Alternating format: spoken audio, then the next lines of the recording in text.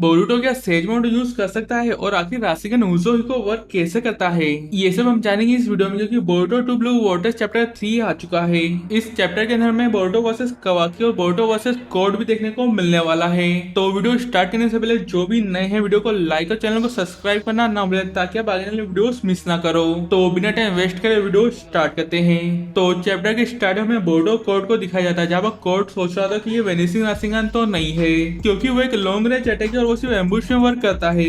और फिर बोर्डो उसकी ओर बढ़ने लगता है, मगर कोड अचानक से बोर्डो के पीछे जाता अपना क्लोमार यूज कर उस पर अटैक करने लगता है। मगर बोर्डो उसको इजीली डॉज कर लेता है और उस पर काउंटर अटैक करने लगता है, मगर कोड उसको पकड़ लेता है। और फिर वो अपने क्लोज से अटैक करने वाला होता है, मगर बोर्डो उसको अपनी शॉट से रोक लेता है। और फिर कोड अपना कार्बन मार्क एक्टिवेट करके बोलता है, लगता है तुम इस टेक्निक पे बहुत ही ज्यादा कॉन्फिडेंस लग रहे हो, मगर ये बेकार अगर ये हिट नहीं करी तो। और फिर बोर्डो से रिप्लाई में कहता है कि तुम्हें मारना बहुत ही आसान है और वो हाफ कंप्लीट भी हो चुका है। और फिर कोड देखता है कि बोर्डो का राशिगन उसके हाथों पे चढ़ रहा है। वो बोर्डो से पूछता है कि ये क्या है। और फिर बोर्डो कोड को बोलता है कि लास्ट वार्निंग, अगर तुम मुझे टेंडेम के पास नहीं लगे तो तुम मरोगे। और फिर कोड बोलता है कि मुझे हंसी मत दिलाओ, अगर तुम ट्राई कर सकते हो तो करो। उससे तो वो बोर्डो पे अटैक करने लगता है, मगर वो बोर्डो को हिट भी नहीं कर पाता। वो सोचता है कि ये मूवमेंट सिंपली डॉजिंग तो नहीं हो सकती और ना ही ये कोई गेंजुत्सु है और ना ही ये क्लोन टेक्निक। और फिर बोर्डो अपने न्यू राशिगन उज़ो से कोड को हिट करता है। कोड दूर जाके फेंका जाता है और कोड अभी इसी की से भी ज्यादा पावरफुल और अपने कार्बन मार्क को यूज कर रहा है। और दूसरी तरफ बोर्डो अपनी बेस फॉर्म में कोड को ओवर पावर कर रहा है और इससे हमें बोर्डो के न्यू राशिगन की पावर का भी अंदाजा लग जाता है।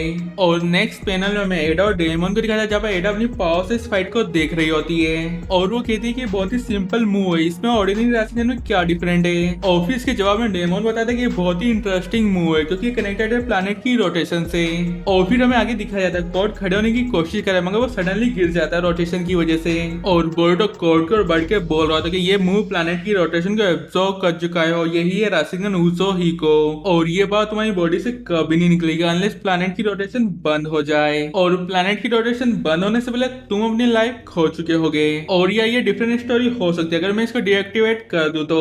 और या तो तुम अब साइलेंस में मरो या तो मुझे टेंटेल हैंड ओवर कर दो। और बोर्डो कोड से बात कर ही रहा था, मगर उसको पीछे से कवाकी अटैक कर देता है और कवाकी के साथ वहां पर सिकेडा, हिमा और बाकी भी आ जाते हैं। और सिकेडा कहता है बोर्डो तुम यहाँ पर क्या कर रहे हो, कोड के साथ क्या बातें कर रहे हो। और फिर बोर्डो इसके रिप्लाई में कहता है मैं कोड के साथ नेगोशिएट कर रहा हूँ, तुम इसके बीच में इंटरफेयर ना करो। और फिर कोड अपने क्लोमार से वहां से निकलने की कोशिश करता है, मगर कवाकी उस क्लोमार को श्रिंक कर देता है। और फिर हमें शिकमारू को दिखाया जाता है जो कवाकी से सिचुएशन के बारे में पूछ रहा होता है। और फिर कवाकी बोलता है उसे नहीं पता, मगर उसने सारे आसपास के क्लोग्रिम्स को खत्म कर दिया है। और कोड भी काफी एग्जॉस्टेड लग रहा है, वो प्रोबेबली कोड को खत्म कर सकता है। और फिर कोड अपने सर पे लगे क्लोमार से क्लोग्रिम को सम्मन करता है और फिर कवाकी इस क्लोग्रिम को रोक तो देता है, मगर कोड उस मूवमेंट को यूज करके वहां से निकल जाता है। और फिर अगले पैनल में हमें सादा को दिखाया जाता है, वो शिनोबी के पास होती है जो ट्री में ट्रांसफॉर्म हो चुका है। और सादा कहते हैं कि टेंडेल ऑथोरिटी को खा के गॉड ट्री में ट्रांसफॉर्म होता है, तो हो सकता है ये नेचुरल हो, ये लोगों को खाना चाह सकते हैं। और फिर सादा के सामने खड़ा हुआ शिनोबी बोलता है तो क्या ये फेल गॉड ट्री है। और फिर सादा उसके रिप्लाई में कहती है कि उसे नहीं पता, मगर ये शिनोबी अभी भी जिंदा है। और फिर हमें अगले पैनल में एक बहुत ही इंटरेस्टिंग चीज दिखाई जाती है, बोर्ड एक टोड के साथ बात कर रहा है। वो टोड कहता है कि कोड अपने बेस पे पहुंच चुका है और फिर बोर्डो उसे टेंडल के बारे में पूछता है। और फिर वो टोड टेंडल की लोकेशन कंफर्म कर देता है कि वो कहाँ पर है। और इससे ये चीज भी कंफर्म हो सकती है कि बोर्डो सेज मोड को यूज कर सकता है